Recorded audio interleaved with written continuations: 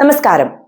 ഭരണം നിലനിർത്താൻ ജനങ്ങളുടെ ദാരിദ്ര്യത്തെയും നിസ്സഹായ അവസ്ഥയും രാഷ്ട്രീയ ആയുധമാക്കുന്ന പഴയ കിറ്റ് തന്ത്രം പൊടി തട്ടിയെടുക്കുകയാണ് പിണറായി സർക്കാർ.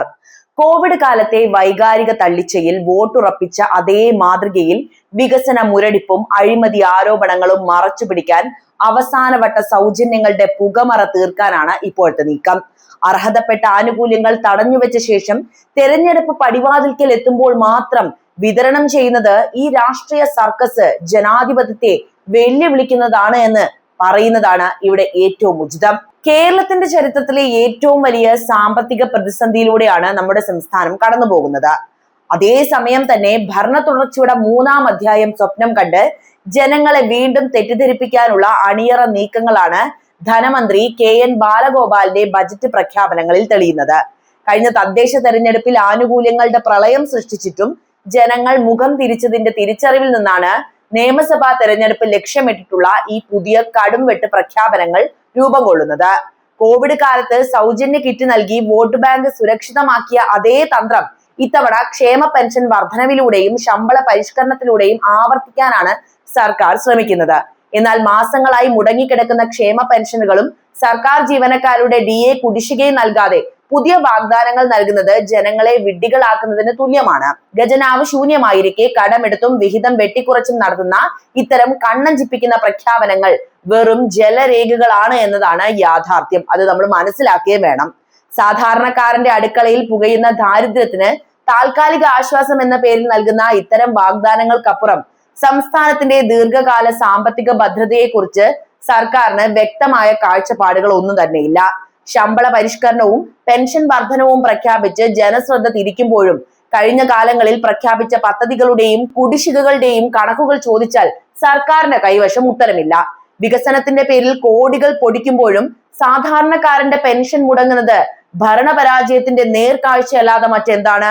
ജനവികാരം തങ്ങൾക്കെതിരാണെന്ന ബോധ്യം വന്നതോടെ വരാനിരിക്കുന്ന നിയമസഭാ തെരഞ്ഞെടുപ്പിന് മുന്നോടിയായി നടത്തുന്ന ഈ ബജറ്റ് അഭ്യാസങ്ങൾ കേവലം ഒരു തെരഞ്ഞെടുപ്പ് സ്റ്റണ്ട് മാത്രമായിട്ടാണ് ജനങ്ങൾ നോക്കിക്കാണുന്നത്. ആനുകൂല്യങ്ങൾ പ്രഖ്യാപിച്ചാൽ ജനങ്ങൾ വീണ്ടും കൂടെ നിൽക്കുമെന്ന സർക്കാരിന്റെ കണക്കുകൂട്ടലുകൾ യാഥാർത്ഥ്യബോധമുള്ള കേരളീയ സമൂഹത്തിന് മുന്നിൽ പരാജയപ്പെടുമെന്ന കാര്യവും ഉറപ്പാണ്. കേരളത്തിന്റെ സാമ്പത്തിക അടിത്തറ തകർന്ന് തരിപ്പണമായി നിൽക്കുമ്പോഴും വരാനിരിക്കുന്ന നിയമസഭാ തെരഞ്ഞെടുപ്പിൽ അധികാരം നിലനിർത്താൻ ജനങ്ങളുടെ കണ്ണിൽ പൊടിയിടുന്ന പ്രഖ്യാപനങ്ങളുമായി പിണറായി സർക്കാർ വീണ്ടും രംഗത്ത് വരികയാണ്. തദ്ദേശ തെരഞ്ഞെടുപ്പിൽ ജനങ്ങൾ നൽകിയ ശക്തമായ താക്കീത് മറികടക്കാൻ വേണ്ടി ഖജനാവ് ശൂന്യമാണെന്ന സത്യം മറച്ചുവെച്ച് വമ്പൻ വാഗ്ദാനങ്ങൾ നൽകുന്ന ധനമന്ത്രിയുടെ നടപടി ജനങ്ങളോടുള്ള വെല്ലുവിളിയാണ്. കോവിഡ് കാലത്ത് വിതരണം ചെയ്ത കിറ്റുകൾ വോട്ടാക്കി മാറ്റിയ മാതൃകയിൽ ഇത്തവണ ക്ഷേമ പെൻഷൻ വർധനവും ശമ്പള പരിഷ്കരണവും ആയുധമാക്കി വോട്ടർമാരെ സ്വാധീനിക്കാനാണ് സർക്കാർ ശ്രമിക്കുന്നത് എന്ന കാര്യം വ്യക്തമായി മനസ്സിലായല്ലോ. എന്നാൽ ഈ പ്രഖ്യാപനങ്ങൾ എത്രത്തോളം പ്രായോഗികമാണെന്ന ചോദ്യത്തിന് മുന്നിൽ ഭരണകൂടം മൗനം പാലിക്കുന്നുണ്ട്. നിലവിൽ മാസങ്ങളായി മുടങ്ങിക്കിടക്കുന്ന ക്ഷേമ പെൻഷൻ കുടിശ്ശികയും സർക്കാർ ജീവനക്കാരുടെ DA കുടിശ്ശികയും നൽകാൻ കഴിയാത്ത ഒരു സർക്കാർ പുതിയ അവസരങ്ങൾ പ്രഖ്യാപിക്കുന്നത് പരിഹാസ്യമാണ്. സാമ്പത്തിക പ്രതിസന്ധിയുടെ പേരിൽ സാധാരണക്കാരന്റെ ആനുകൂല്യങ്ങൾ വെട്ടിക്കുറയ്ക്കുകയും നികുതി ഭാരം അടിച്ചേൽപ്പിക്കുകയും ചെയ്യുന്നവർ തെരഞ്ഞെടുപ്പ് അടുക്കുമ്പോൾ മാത്രം ജനപ്രിയ വേഷം കെട്ടുന്നത് ആരെ പറ്റിക്കാനാണ്?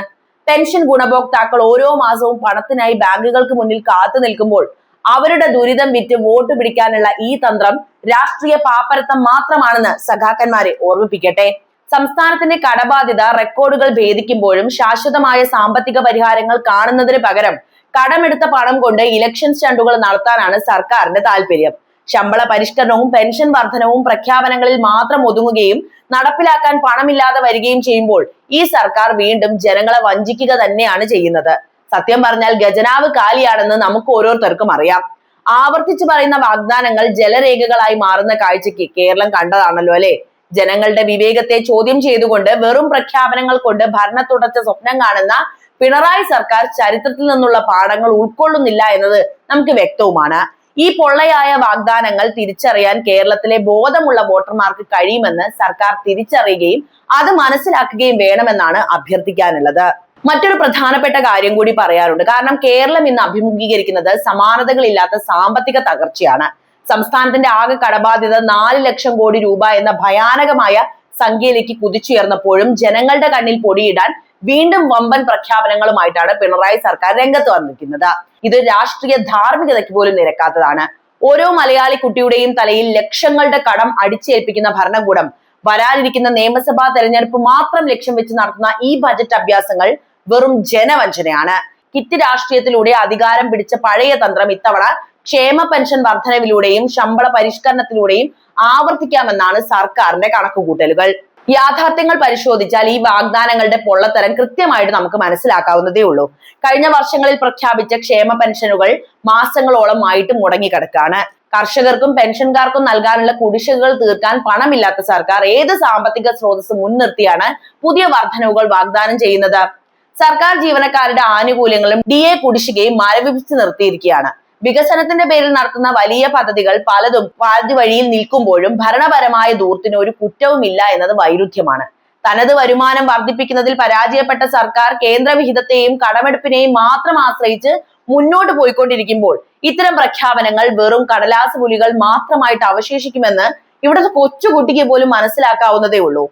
പൊതുമേഖലാ സ്ഥാപനങ്ങൾ നഷ്ടത്തിൽ കൂപ്പുകുത്തുകയും കാർഷിക മേഖല തകരുകയും ചെയ്യുമ്പോൾ യാതൊരു പ്രായോഗിക അടിത്തറയും ഇല്ലാത്ത പദ്ധതികൾ പ്രഖ്യാപിക്കുന്നത് ജനങ്ങളെ വിഡ്ഢികളാക്കാൻ വേണ്ടിയാണ്.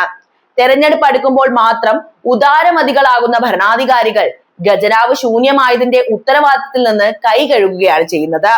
നികുതി വർധനവിലൂടെ സാധാരണക്കാരന്റെ നടുവൊടിക്കുന്ന സർക്കാർ തിരികെ നൽകുന്നത് വെറും പൊള്ളയായ വാഗ്ദാനങ്ങൾ മാത്രമാണ്.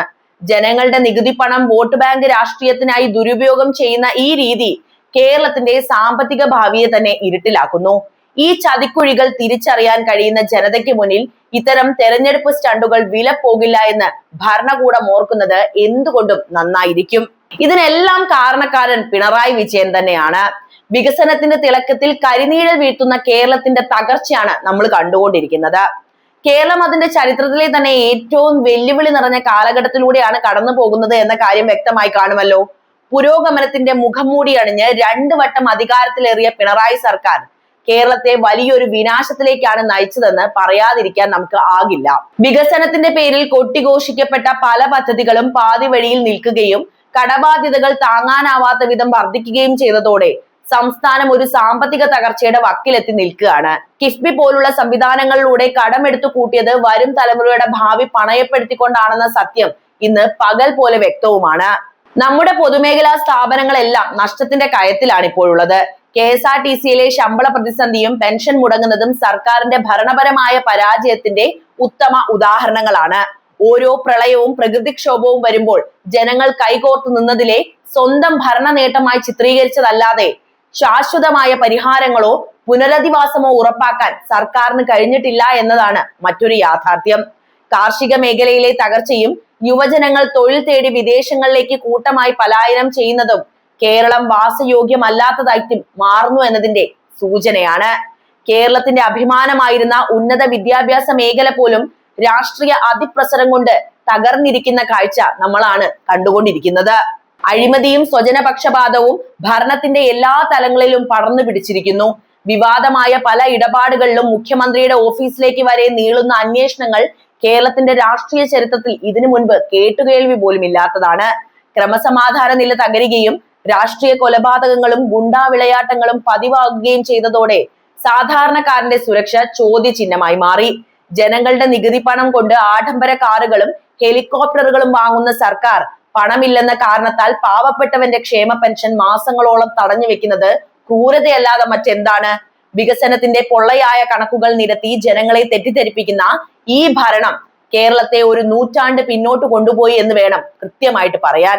അധികാരം നിലനിർത്താൻ വർഗീയ ചേരിതിരിവുകൾക്കും അതുപോലെ വിദ്വേഷ പ്രസംഗങ്ങൾക്കും വളം വെച്ചു കൊടുക്കുന്ന ശൈലിയാണ് ഈ സർക്കാർ സ്വീകരിച്ചിട്ടുള്ളത്. കേരളത്തിന്റെ നന്മയും തനിമയും തകർത്ത് ഒരു കടക്കണി സംസ്ഥാനമാക്കി മാറ്റി എന്നതാണ് പിണറായി ഭരണത്തിന്റെ ബാക്കി പത്രം.